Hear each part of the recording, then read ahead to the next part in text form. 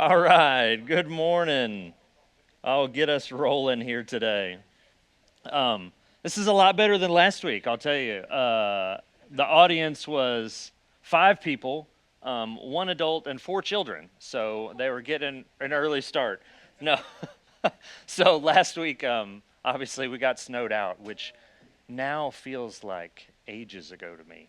I don't know to you. That it feels like a long time ago. But last week we got snowed out, but Heather and I were here, and they don't have a makeup week for Sunday school, so they're like, well, you want to just go ahead and teach?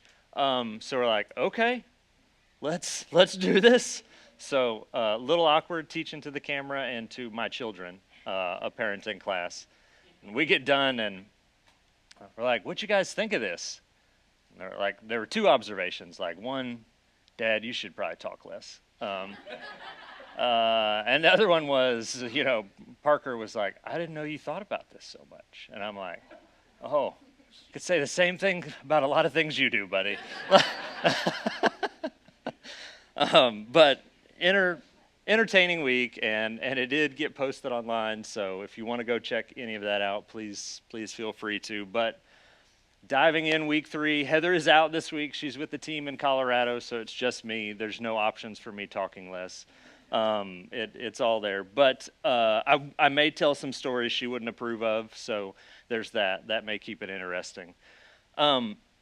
As we dive back in, knowing we took a week off, just refresher.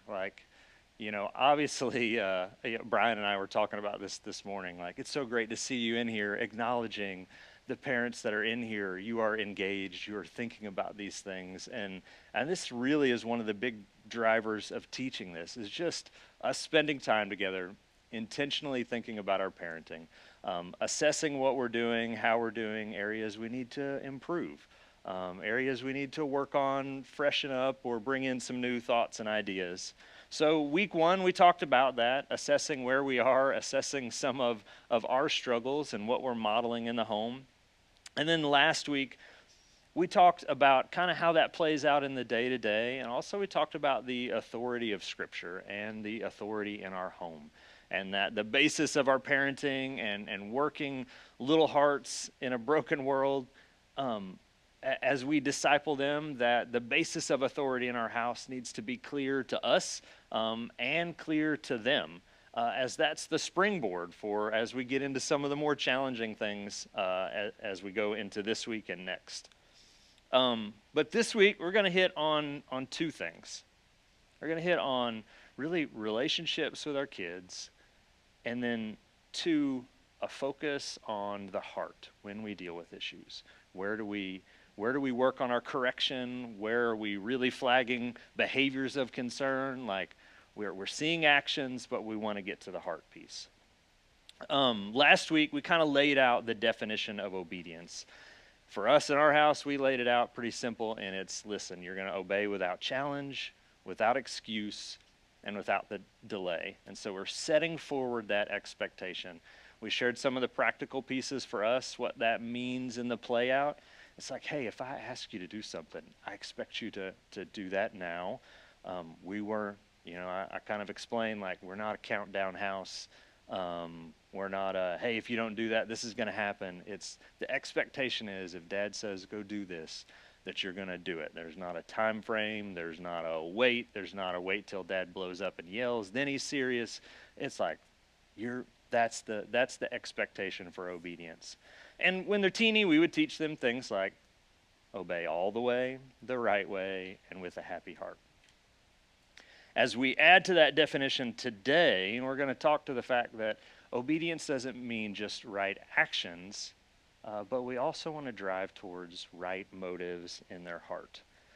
All right, so I'm going to put you on the spot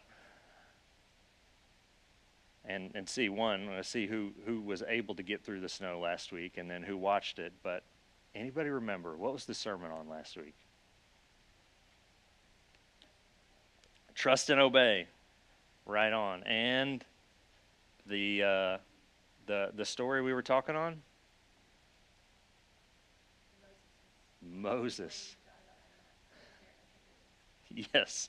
So going through Exodus chapter 4, God has told Moses, like, hey, This is what you're to do. You're to go back to Egypt. You're to assemble the leaders, and you're going to tell them, hey, God is using me to lead us, and we're going to go to Pharaoh, and we're getting out of here. That was what was laid before Moses, and what did Moses do? No. Yeah, he came up with the excuses route. And like, well, I can't do that. What if they don't listen? I'm not that great of a speaker.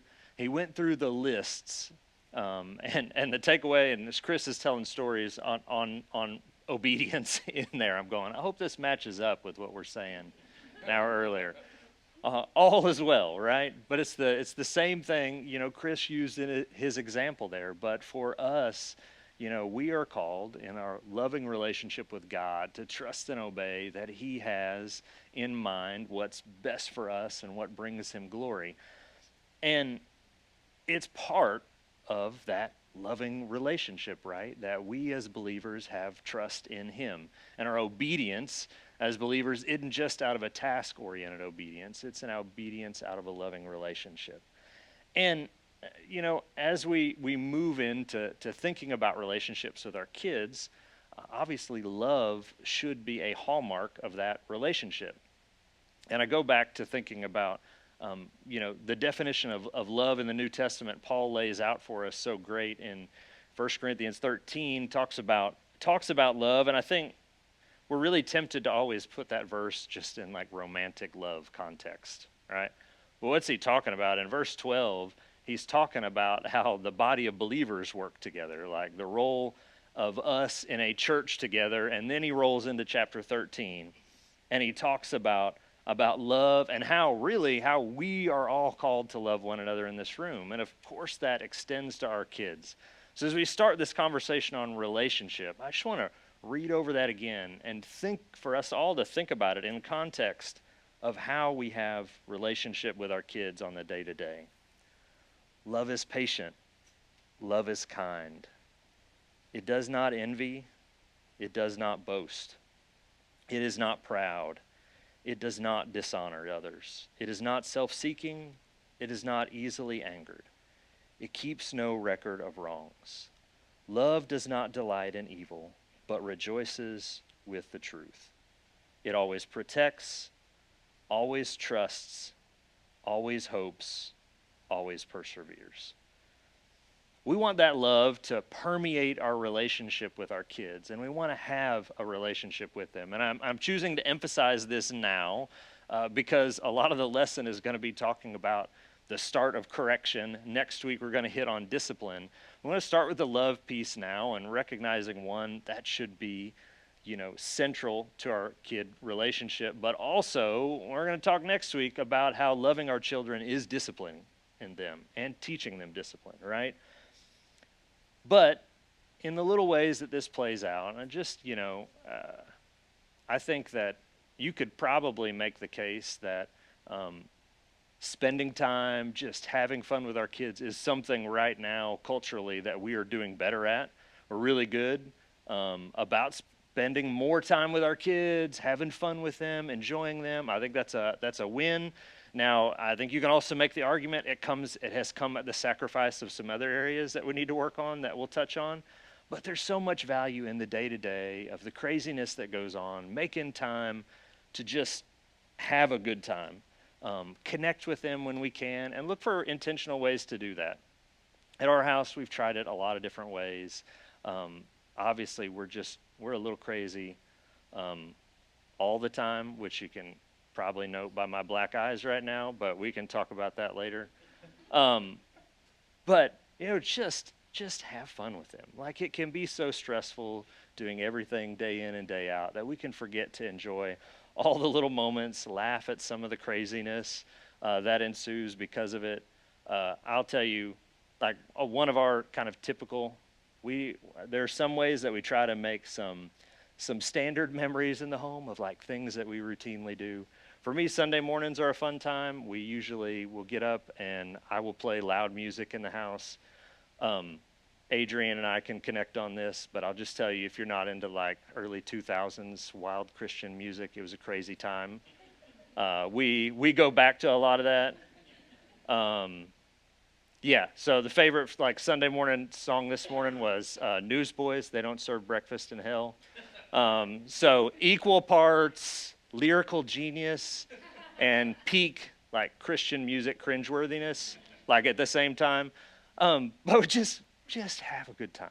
Like spend some intentional time, just having fun, relaxing, and enjoying them. And um, aside from the play and the fun, I also think that this plays into kind of a lot of our correction and I would say setting the tone for interaction with our kids. So think back about how you interact with them. There's going to be times and seasons when you feel like all you're doing is correcting, right? Like all my interactions with my kids are like correcting. And even when I'm trying to go have a fun time, somebody has a meltdown fit, and then I'm back into correction mode.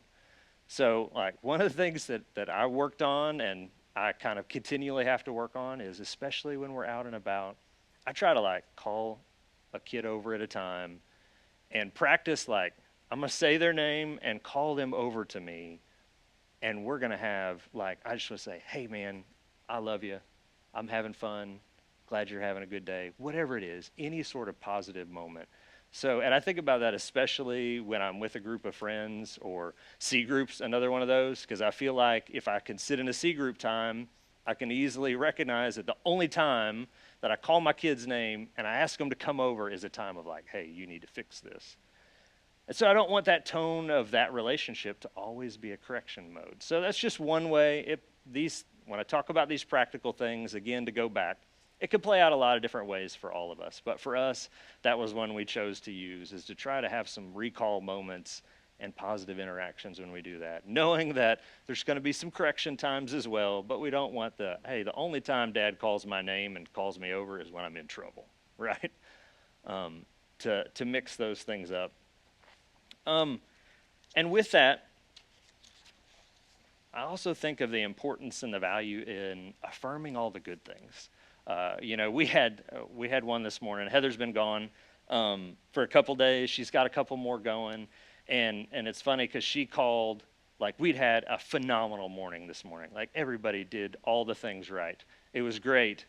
And Heather calls, and somebody while they're putting the dishes away, and one of them shuts the other one's arm in the drawer. And there's like massive tears. And I'm like, that happened in like the 3 minutes that she calls and checks in, right? Like that's the one. And her calling, I'm like, hey, I just want you to know, this is not the tone of the morning. Like the tone of the morning was phenomenal. You got the 2 minutes of meltdown. But in that, I think there's the temptation with our kids when we're in correction mode, when we're going through issues, that like we let that tone be set of like, it's all wrong. Like you're always messing up. Here's the correction thing. And we don't want that to be what they hear from us. So when you can, look for the ways to affirm the positive things. Like, hey, you handled this really well. This went really good. Thanks for putting the dishes away. Yes, we had a minor moment here where you messed up and you weren't paying attention and you jammed your sister's arm in the cabinet. But I appreciate the heart issue here of you serving our family by putting the dishes away. All right, so I mentioned the heart a couple times. You turn, if you got your Bibles or your scroll to your phones, whatever, to Mark chapter 7. Let's focus on the heart piece.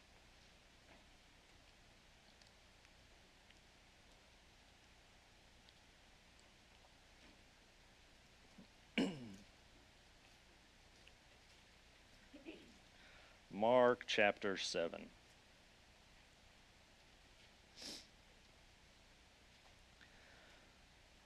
So I mentioned the focus on the heart.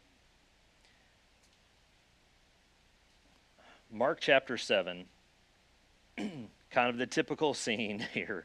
The Pharisees are gathering with the scribes, and they're coming to grill Jesus. And, the summary, I'm not going to read this whole thing, but God, the summary of the first half of that is that the Pharisees know that the disciples did not wash their hands before they ate.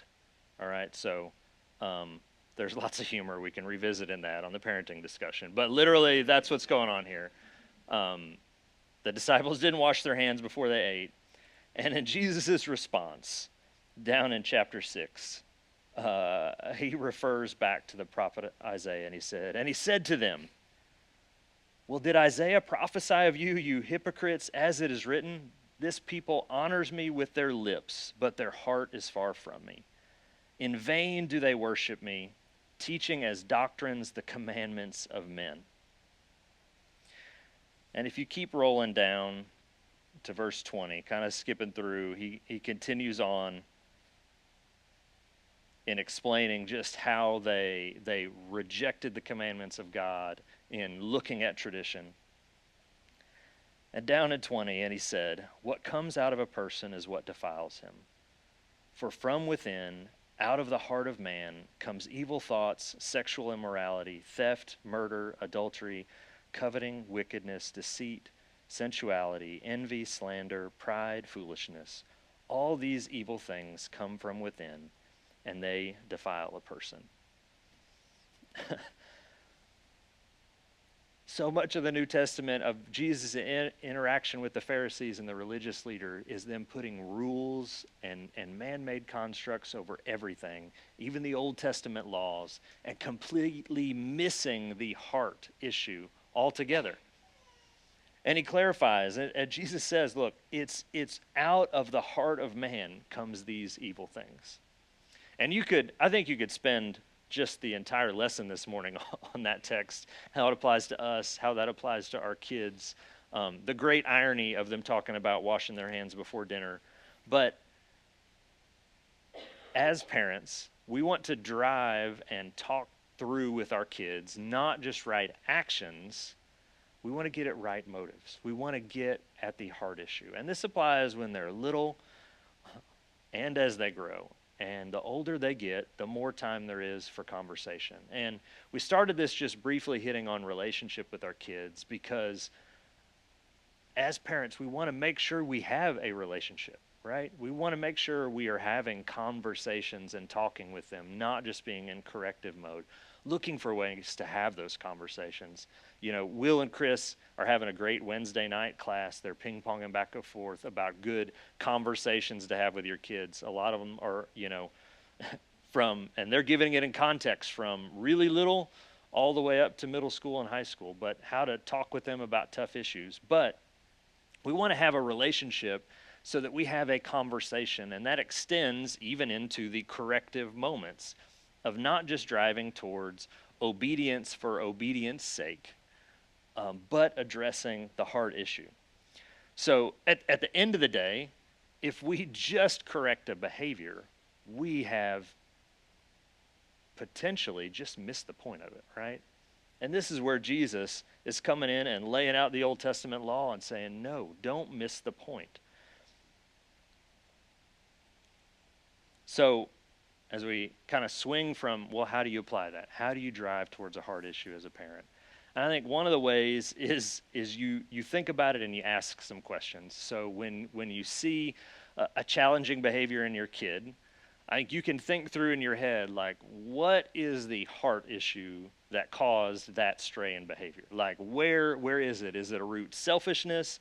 Is it a root just anger? Like, where are they, and what led to this sin in their heart to get them where they are? And then, as we do that, we drive towards a discussion about, okay, if this was the heart issue that we can name, then we need to acknowledge this, and then we can work on the correction in behavior. And as you think about this, you kind of see why it's important, right? Look, if I'm the authority in my household, but the only thing I drive towards is like, hey, I want you to obey because Dad said, and that's the end of it, and all my drivers are correcting behavior that's in front of me, what does that mean? Well, it probably means, well, guess what? If Dad's around and I do X, Y, or Z, then Dad's going to yell at me and I'm going to get in trouble. That's not going to go well. But if Dad's not around, then what does that mean? And so we want to drive towards the heart and talk through with them, hey, this is why. This is the heart behavior we're concerned with. We want to correct this behavior, but we want to do it out of, one, love and respect out of your parental relationship, but two, because this is what honors God, and this is what God wants us to do in our life. So this comes Um, Sorry, let me go back a step. Heather's not here to give me breathers, so I just got a straight lecture here. Um, for the youngest years, I think the challenge is the right actions come before the right motives, right? So you are teaching your kid to apologize when they do something wrong before they really know what that means yet. But you're starting to lay out that process of like, okay, if you've taken something from your brother or sister, like, and you've got to give it back, you may talk through the apology and what that means. The understanding the motives will come from age. But obedience especially matters in those extra early age because one, it teaches them to obey their heavenly Father. Two, it makes them easier to live with when you work on those right issues. And three, moral development in our kids happens early. I think that a lot of the experts will say it starts at 1 and it solidifies quickly, even up to the before the early teen years. And I think the challenge as we talk about addressing the motive with this is it's hard and it requires us to stop a little bit to think and have the conversation. If we're moving quickly and we're busy and we have an annoying behavior that a kid's doing, it's really easy to just be punitive in the response, right? Like just be like, stop doing that now, behavior's done, move on to the next thing. But as we drive towards right motives, that might mean stopping correcting the behavior and also having a little more conversation about, hey, let's talk through what you did, why that's a problem, what the heart issue is, and then if you got some time, how do you handle it better the next time?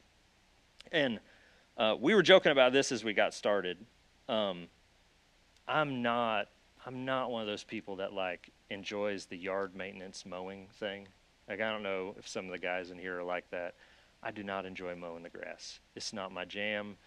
It's like Heather gets annoyed with me every summer, but my motto is like, I don't envision any scenario on my deathbed where I look back on my life and go, I wish I'd mowed the grass more. Like, but it's not my thing. But I do recognize that there's something that happens with the yard where if I go out and cut the grass when it grows like every other day in the spring, it's way easier if I keep it mowed. Right? Like it's going to grow an inch. I cut it, it's good. If I go prune the apple trees, like I can do little pruning and it's fine. But if I let it go, by the end of the summer, it's a nightmare job. If I let it go a year or two, I'm going to need an excavator, chainsaws, and heavy equipment to tame it back. Like there's a point with the yard where you realize it's doing all these little things over and over again, regularly, despite the fact you know you're going to have to do it again next week, in order to not have to make major heavy equipment work in the years to come. And it's so much of that is what we do with our parenting. You're going to feel like in these stretches and when you're stopping to have conversations, you're going to have them over and over again.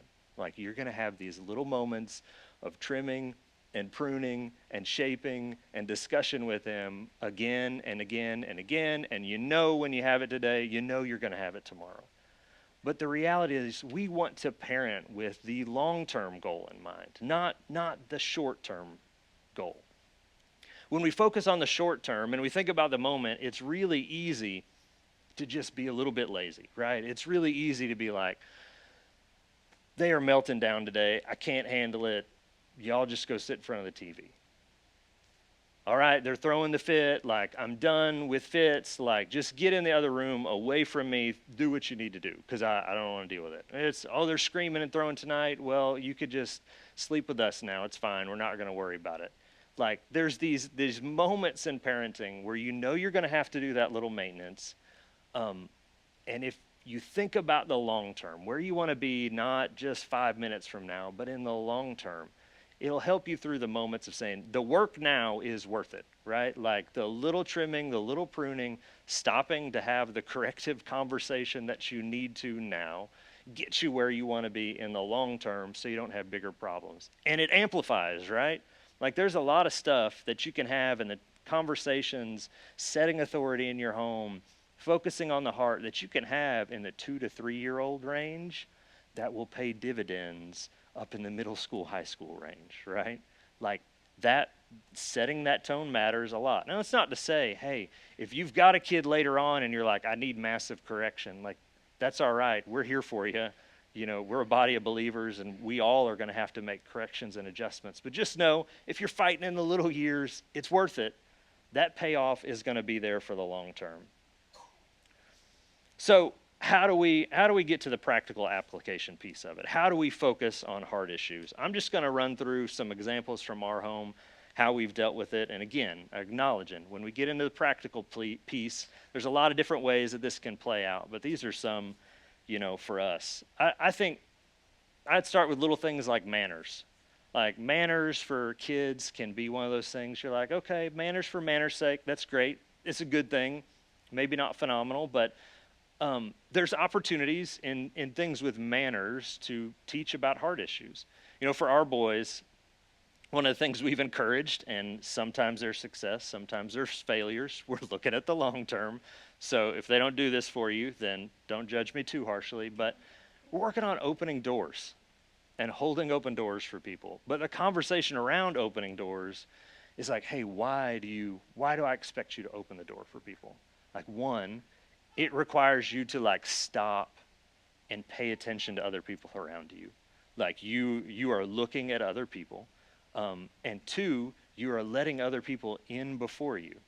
So the purpose of opening doors is to drive towards having a servant's heart. It's looking to drive towards, hey, I want you to know that you are showing other people that you value their importance, that they are more important than you. So there's conversations, even in little things like manners, to be had of like, hey, this is why we do this. Like when an adult talks to you, you look at them and you listen and you don't speak over them or run away. Why? Because we respect and value others. Like, so you have an opportunity to have a corrective behavior, but also tag along with it the conversation of the why. Here's why this matters and why it's important. And we drive towards the heart. And also, you know, I think there comes a time, and for those of you who are new parents, you've, I'm sure, heard this from others. Parents will say something along the lines of, like, well, I pick what battles I'm going to fight, right? And there's truth to that, right? You're like, I'm going to pick the things that are most important to deal with this day, and some days I'm going to have to let this go. And this plays out 1,000 different ways, but one of the ways we can help filter it out at our house with specifically and what issues we're dealing with is the heart issue. Like if we're seeing a heart issue, that's the one that's most concerning. Not to say that we shouldn't correct some other things, but that's the most concerning. Example from this week.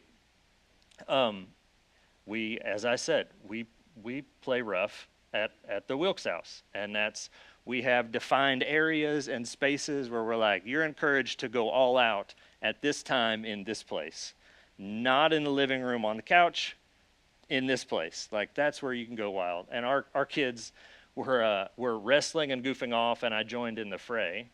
And in that moment, we had all 3 kids and me. And one kid got just mad about, this is not the thing I wanted to do. They're not playing under the rules I want to play with. So he gets mad, crosses his arms, goes, sits out, and sulks. We got the other one who's like, just, hey, it's okay. We can keep going. Really good attitude, playing fun, loses complete body control, kicks me in the face, and breaks my nose in multiple places. So we have entertaining moment, right?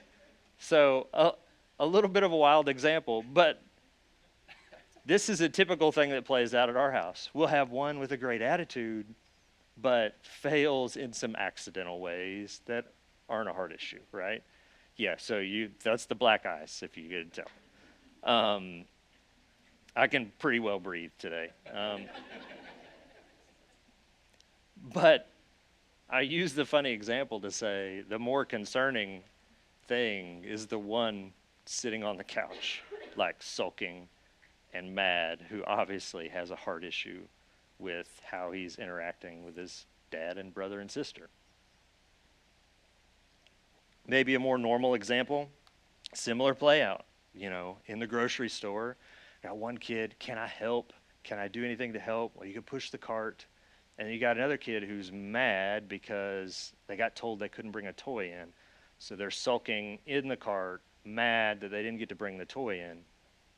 The older one, like, bumps into the display and knocks over half of the display. Like, okay, which issue do I deal with? Like, which is of more importance in the long term? Yes, there's definitely a body control thing to talk about there with the kid who knocked over the display, but they have a happy heart. They're looking to help and encourage. We could talk through that in a different way, like, hey, the heart is great, faltering on execution. But it's hard, and I bring this up because often the sulking, brooding one is the one that you want to skip over because they're not causing the most immediate inconvenience, right? Like, that's the one, and that's the one that really has some brooding heart issues that we need to talk through, but they're not embarrassing me in front of the rest of the store as I have to pick everything up off the floor. So I use as an example of, as you're going through the tough things, focus on the heart issue and identify it. Even if they're the quiet one in the corner, they're not causing the biggest disturbance, because that is what we want to drive to. Think about, if you have an altercation, two kids fighting over a toy, like how you deal with that. Like, okay, are you going to lay it down and be like, well, who had it first? Whoever had it first, it's theirs. Like, go on. Or do you think about, like, hey, do we need to have a conversation at this moment of saying, hey, what is the heart issue here? The heart issue here is selfishness.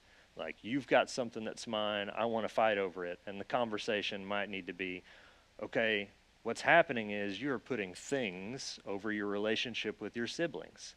And so when you have that knockdown drag out over like one toy, what is that saying? That's saying you value that more than them. You're causing a separation in that relationship with your brother and sister over something insignificant, and now you're causing a separation between me and you, right? Like, you're causing multiple rifts with the selfishness in your heart. Obviously, you're not going to have that full conversation with every single interaction, but my encouragement is to think about it. And as you have these pruning moments with your kids, to take advantage of conversation time, and make sure you look back and think, am I taking advantage of any of the conversation time? Because sometimes we're just running wide open, and it's hard to stop and have those moments. All right, while we're here and we're just kind of bouncing through issues, I'll just say one area that's super challenging that I just want to kind of tell some of the practical of how we've handled it is the fit throwing. Like, I feel like every kid's a little different, right? Like the examples I gave you, you could probably guess which one of my kids were which by just like knowing them, right? They'd struggle in different areas like we do. It's the same with throwing fits, although I feel like at some point every kid will try the hat on. And some of them, it just depends how many times they're going to fight it, right? Like how long it's going to go before they give it up and doesn't work. And we had some kids that we would go through a series of fit throwing stages where they would try it hard. It would be met with resistance, and they'd, give it up for a little bit, and then they'd try it again. And they were, this didn't work, and then they'd quit. We have others that is like one time, and they're like, nope, not a fan of that. And that was it. But, just to walk through some of the practical pieces of it, I would say this: throw in the knockdown, drag out fits, and if they work, they will continue. So if your kid is throwing a fit and the end result is what they want, it will continue. And I think we stole this from somebody else, but somebody made the comment like, I don't negotiate with terrorists. Like, if your kid is throwing a knockdown drag out, especially in a place or time that's embarrassing, it is really easy to just like try to let it go or try to appease them in some manner. And my encouragement would be like, don't skip those moments. If it works, it's going to continue. And for us, whenever we had a fit, that was something. Whenever we had a fit, there's more there, right? whenever our kids have a fit, it was, let's identify, one, what are they trying to get out of this? Let's think, what is the end game goal, and how do we handle that? Again, practical application at our house, any physical fit throwing or yelling, screaming, crying, emotional meltdowns were dealt with, well, I'll say seriously. They were dealt with seriously. Like, that was not one we let go. We walked through the full conversation with it, and we would walk through it. There would be, some spouts of, hey, one, if you lost complete control of this, there's going to be some discipline for this. And two, we're also going to talk about how whatever you wanted out of this, you are not going to get. So if that is, well, I didn't want to eat the dinner mom served for me tonight, like, I just want you to know, like, you had a meltdown about that, no options. This is what it is. Now, next time, when they get older, the conversation is, hey, if you're like, that is absolutely my least favorite food that mom ever makes, there are some options to have that discussion after dinner, or there's some ways to talk about it, and we can talk through that. But, right now, because of your reaction to it, I can tell you there's no other options that will be on the table at all. So, completely for us, it was like, all right, let's stop and make sure that that's clear. I would also encourage you in this way with them, if they're old enough to throw a fit, they're kind of old enough to know what that means and have some level of correction. Obviously, that looks different at every single age, but and I say that specifically for this reason, because I think it's an easy kind of. I talked about being on a curvy road and falling on the ditch. I think it's an easy ditch to fall in when they're really little. When they throw fits, it's really easy to physically handle it. You know what I mean? Like, you could just scoop them up, take them, and move on and not deal with really the issue. And so then, like I said, if the fit worked, like if there weren't any repercussions for that fit, it's going to carry on, right? And so I encourage you, like, even when they're little, think through handling that fit if they're throwing it now, because if it works, they're just going to get older when they continue to try that on for size. Just a few other things on it. I mean, in those moments when they are going haywire, and I say that we dealt with it seriously, because, for us, that doesn't mean we're like upping the ante on them and like, well, if you're going to yell this loud, then I'm going to yell louder. But no, like, there's a calm but firm, like, hey, this is what you're doing. You have lost control of emotions. This is not acceptable. Talk through what that means and talk through how you're going to handle it as a parent, and lay out clearly, this is what I'm going to do, and this is what happens when you have these complete moments of you've lost all control of emotions. It's going to require a lot of patience of you, and the hardest thing about it, I feel like, is that it's going to wind up probably, well, I'll just say, the punishment often feels like it's worse on you than it is for them, right? Because if it's out in public, it means you might have to excuse yourself to handle that. It might mean you've got to go take a kid to the car at the restaurant and say, hey, you are not being respectful of me nor everybody else in this restaurant. Like, we're going to have a conversation about this. It might mean you have to step out and leave. It might mean you have to go home from the park early, and the punishment is not only theirs but on the siblings. I just want to encourage you in this. Like, the season of this, I feel like every kid tries it on for size. Some of them will endure it longer than others. Take the time to work through it, lay out expectations clearly, and deal with it, and don't make concessions or let it go, or it'll carry on. But with that, you're going to get in the rut where you're like, we're stuck. This is the kid that does this. This is the one. This kid's killing me. Like, you're going to feel that way for a little bit. And look, that feeling is normal. But I could tell you, if you keep working through with it, you're going to wake up one morning and you're going to realize, like, we haven't dealt with that in a while. And each one of our kids went through that cycle at different phases, different duration, different time frame, where we're just like, I don't know what's going on here. What happened to them? They changed. Keep being consistent with it. Work through it. Sometimes if you're like, man, this is just eating me alive, talk with some other parents about it. All right, talk with people who are past some of those life stages, who've been through it. Get some encouragement as you walk through it. So I know that was a deep dive, kind of on a side note, but I think it's important to just acknowledge it's one that we hit, and it's a tough one.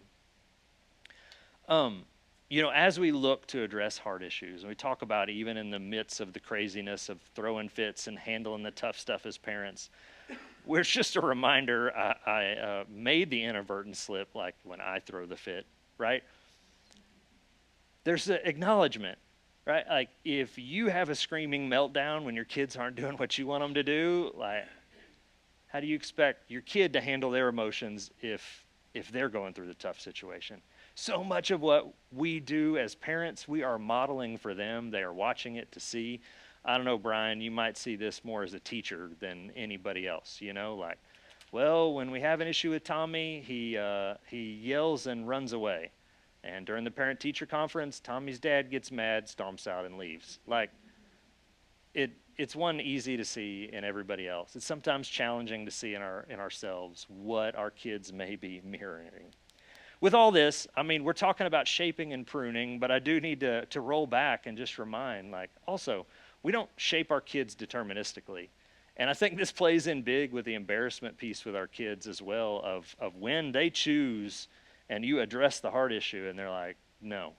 And having these conversations is different. I think we could take a whole nother deep dive on this, whether they're a believer or not.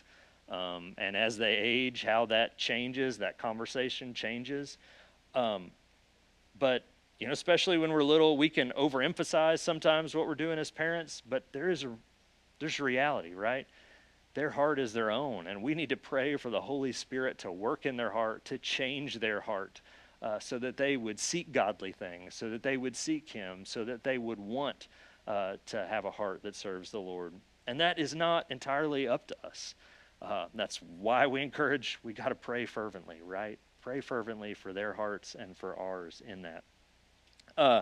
I was greatly amused by this.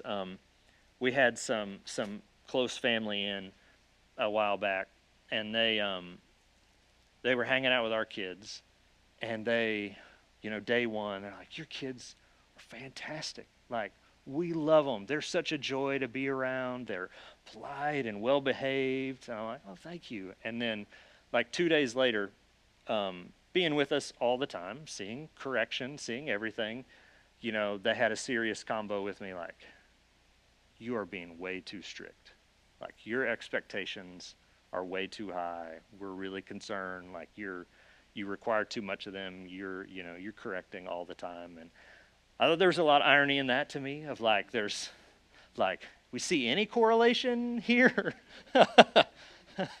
But, something I reflected on nonetheless, to think about, but also just a reminder to us that, like, yeah, we don't shape our kids fully deterministically, but there's a point for me where I'm like, hey, there's an acknowledgement. I want my kids to leave my house. They're gonna know who God is. They're gonna see my heart day in and day out. They're gonna know right from wrong, and they're gonna have a decision to make. The decision will be theirs when they leave, of if they're going to accept the molding or reject it. Right? Like, there's that piece of it. But an acknowledgement for me that, hey, like, I don't want them to leave my house, not seeing that in the way I live and seeing that in the conversations and the relationship that I have with them day in and day out. All right. I've been just talking a lot, rolling on. Let's give it a break and mix it up a little bit. So I'll just take a little break and ask a few questions, see what you all do. In talking about having conversations, relational time with kids, there's such importance on also driving and building character in them. Things like building a heart of gratitude, peacefulness, creativity, building a heart of contentment, building up the value of hard work. So I'm curious just to walk through a few of those and hear some of the discussion that you all do. So I think about gratitude. We talked 2 weeks ago about how we could really, most of us have enough. We could give our kids about anything outside of a A jet, I mean, you can get, right, like essentially it's endless in a lot of ways, but also with the wealth in our country, gratitude is difficult, right? And if you grow up having everything, it's hard to be thankful for what you do. So I'm curious, as you all, what are some things you all do in your houses that you try to encourage um, building a heart of gratitude? You have anything that you do?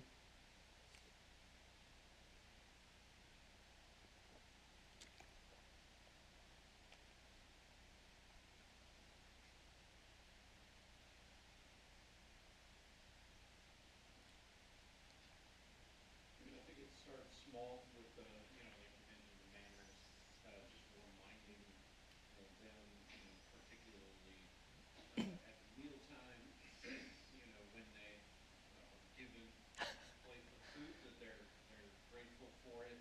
And then for us at the end of mealtime, when kids are ready to be excused, part of that is thank you for dinner. May now be excused, please. Yeah, I love that. I mean, the manners piece, like it's manners for a reason, you know. Yeah, the food one's big. I mean, that's an easy way. Um, I think in our house we do chores. We start chores early. So if you're grateful for them telling you to teach you how to take care of them, yeah, because you're a part of the family and doing something for others. yeah, I love that. Like, we'll talk more on hard work, but the value of like work in and of itself is showing a servant's heart, and it's also showing gratitude for what you have. Um, some of the harder, I think, some of the harder lessons we've taught in ways like that, or this is gonna sound crazy to some, but like if a toy gets broken, it's not necessarily like an immediate replacement.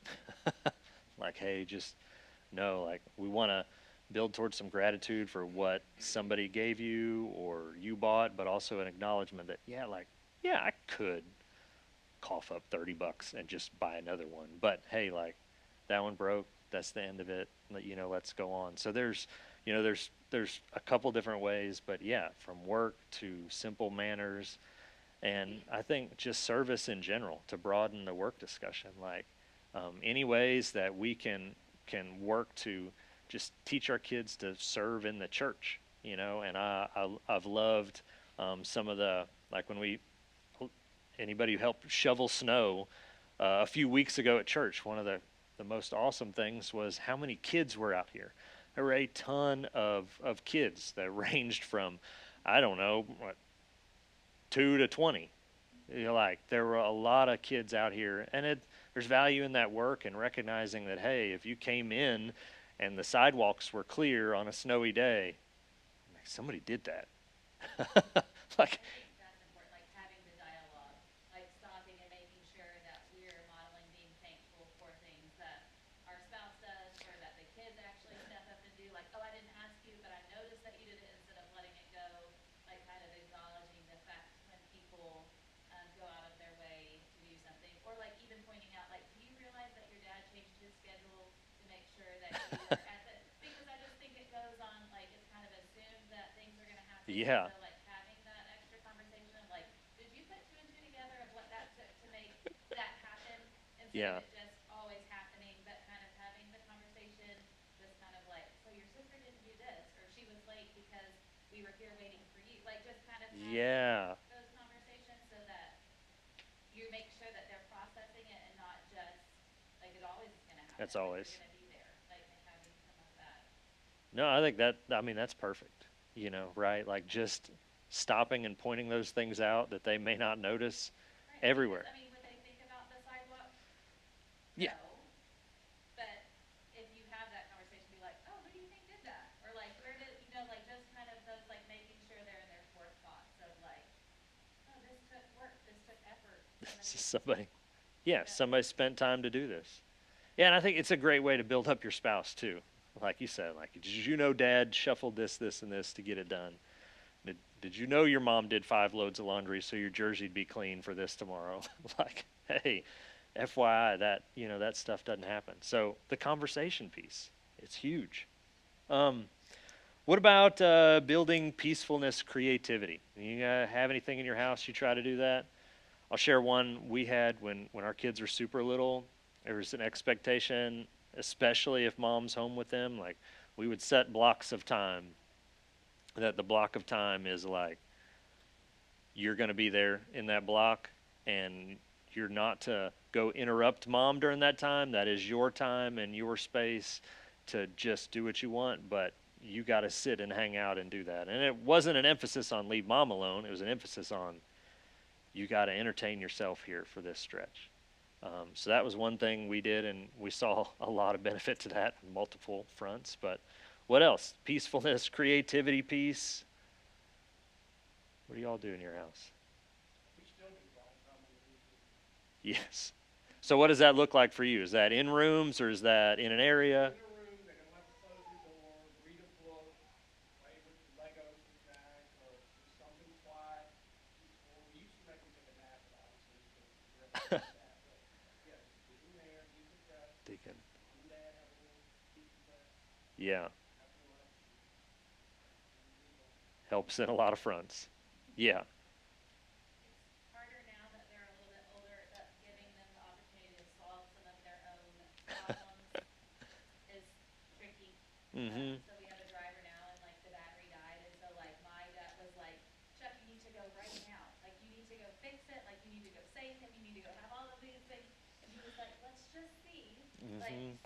how it plays out. And so I think sometimes that creativity is like taking that step back and giving them the opportunity to kind of have the not discomfort in an unsafe way, but just kind of like having that moment of like, okay, like can you figure out whatever the scenario is for yourself before, and then letting some natural consequences like not coming every time they call that they forgot something, like just some Yeah. of those pieces, like what are you going to do about this now that it is you have created the situation, like what is the What? next step, and kind of letting that. And so I think about like all of the little things when they're little, like, okay, I didn't need to do that immediately, like they could have done that, or I didn't need to, and so now that they're older, kind of watching those like things come through, if that. Yeah. No, I mean, I think that's huge. I mentioned, us doing better as a culture. I think with engaged parents. I think the flip side of that, where one of the reason places we really struggle is doing everything for your kids. Like you are doing stuff that they're capable of doing, and you're missing opportunities. And for me, I'll confess, sometimes I've got to leave the space because I just can't shut up. Like, hey, you could do. I just no, I need to let them go and figure it out. And there's there's space for that, and you got to be able to tolerate some mess to do that and some mistakes. And so I think that's huge in letting them work through some things on their own, struggle a little bit, fail, and learn to work through it. And that can be a challenge for any of us, but especially like if for engaged parents, it's a very easy thing for us to do. Just do way too much for them. Uh, one of my middle one this morning, his I said, hey, want you want to just make muffins for us this morning? So he made muffins for us by himself for the first time, and that was an exercise for him and for me, like leaving. And I know if I'm in there, I'm like, okay, dude, did you have to dump half the mix on the floor to make this happen, or no? But at the end of the day, if I left him alone and when I backed away and peeked in, like he cleaned up most of his mess. The muffins got made. Nobody's sick yet. Um, but yeah, like just chilling out. I'll say the other big one for us on this, and Heather will get mad at me if I don't allow her to talk on it much, so I won't spoil much of it here. But the electronics, the phones, the iPads, the TVs, that was one for us that we felt like really killed creativity and the ability to just do their own thing. And we would notice stark differences when we took that off the table and just said, like, you've just got to do this. You just got to go outside. If the TV was ever an option, it was going to get asked for 15 times. If you pull that off the table, it changed what they did and what they went to when they were bored. So the final piece there is they got to get bored. you, you gotta you got to get bored to be creative. um, so, I think we could just keep rolling on these. But the last one, let's circle back to work for a second. Like building the value of work into your home and into their day to day, and that feeds into all the other ones. But curious on the work front, what are some of the things that you all have done that have to build and encourage a joy in work? And making things accessible. Ours are more to, not have another way, but with our 4-year-old, we have the back, there's a little shelf in the bathroom that she can reach her things and that she can reach her panty drawer. And when Yeah. I'm putting away laundry, she puts away her undies and her socks and her shoes, giving her that opportunity to do that part. In the kitchen, we have a drawer for her plates and her Yeah. silverware and cups. Like she puts those out of the dishwasher away, that kind of stuff. I like it. You create the place, create the space for them to do it. And she loves to do it. Oh, well, good. Kind Well, of mad if you don't let her do it. that's one of the things we found in our house is that I told you I'm busy running around doing stuff all the time. That for me, it was slowing down, and I would use it as a relationship building time. Like, we've got three, so picking one and being like, hey, you're going to come with me, and I want your help doing this. And honestly, I feel like once we started doing that, it became a habit that they enjoyed the one-on-one time, and they're also learning about work. I'd say the positives and the negative sides of it, and positive encouragement and negative consequences happen as well. Like we've had both ends. Like we've had the, hey, want to foster a servant's heart in you. We want you to learn to work. Here's an area in which you could help our household. There's an expectation you do it, and we encourage it every time that we see it. Like call it out when we see it, and we don't prompt it, right?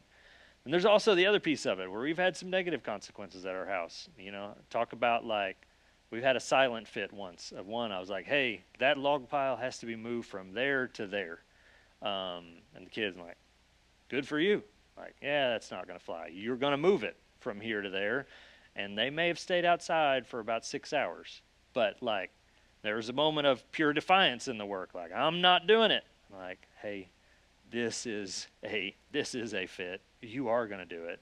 And we had some negative consequences for them that, again, I had to hold to for a while because that kid was a little more obstinate than others. But I want to encourage in all these things that especially it feels crazy maybe to think about this when your kids are 2 or 3, 4 or 5, but the payoff is enormous.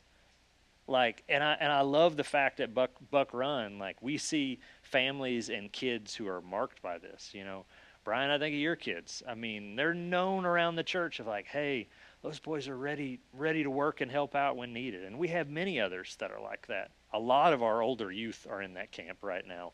When we have something big to do, the older boys at our youth right now really pull a load. So I want you to have some encouragement in that. Look, not everything this morning went well. We had some rough things this morning at our house, but a 10-year-old made breakfast for us. Like there's some good benefits to fostering these things when they're young, and the payoff again is in the long term. All right, so I still have way more on my notes than we have time, but a few final things to hit is, as we're talking about dealing with heart issues, we've talked about fits, dealing with corrective behavior, and how to handle these things. One last encouragement is to just set your kids up for success. And this goes on a lot of fronts. And again, we could spend a whole hour or day on this, I feel like.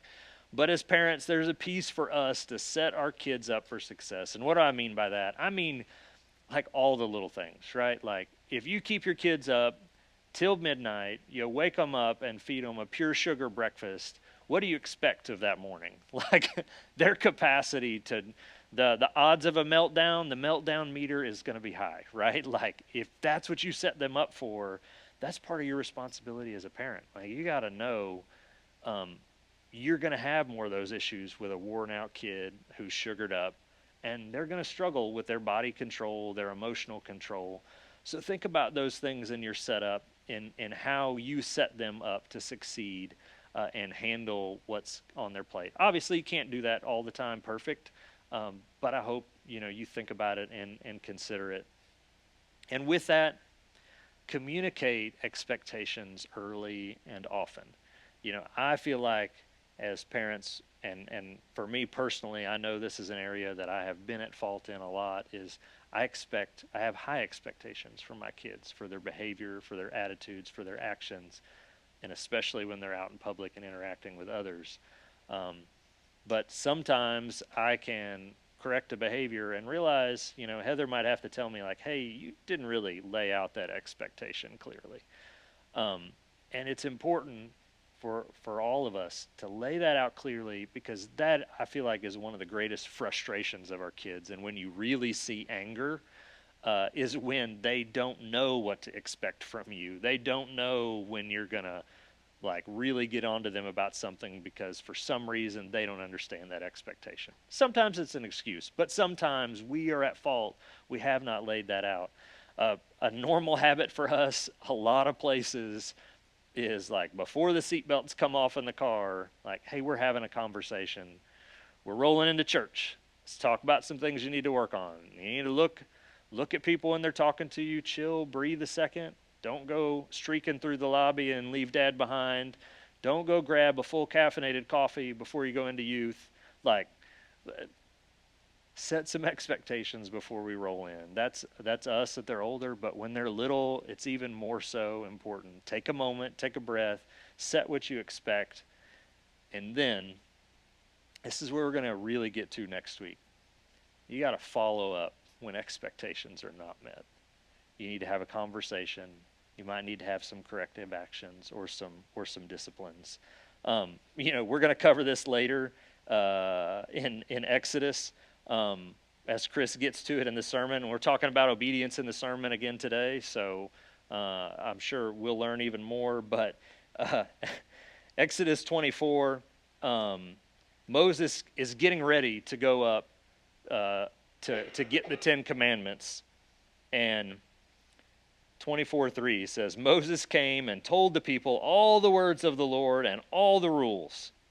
And all the people answered with one voice and said, all the words that the Lord has spoken, we will do. And what happened when he came back down? There's the golden calves, and it's like he never existed, right? There's laying out the expectation, and then there's the reality that we're going to fall short. So next week, we're going to spend a lot of time on discipline. Heads up, next week's lesson will not be recorded. And we're just going to get real candid with how we handle discipline in our house. So, and Heather will be back, so it won't be as sleepy of a conversation. It'll be more exciting. But we're just going to walk through what that looks like at our house, and how we handle correction and discipline. But I'm going to close us in prayer, and we've got 2 minutes to spare, right on time. Pray, Father, we thank you for this day that you've given us today. I thank you for just the opportunity to sit and talk with other parents who are trying to serve you faithfully and to just point the little mirrors in our home to Christ. I ask that you would show us grace as parents, and above all else, I ask that your Holy Spirit would just work in the hearts and lives of our kids, that as they see us imperfect parents, that somehow you will just reflect in our lives a heart that seeks to serve you in what we do. I thank you for all that you do and how much you love and care for us. It's in your name that we pray. Amen.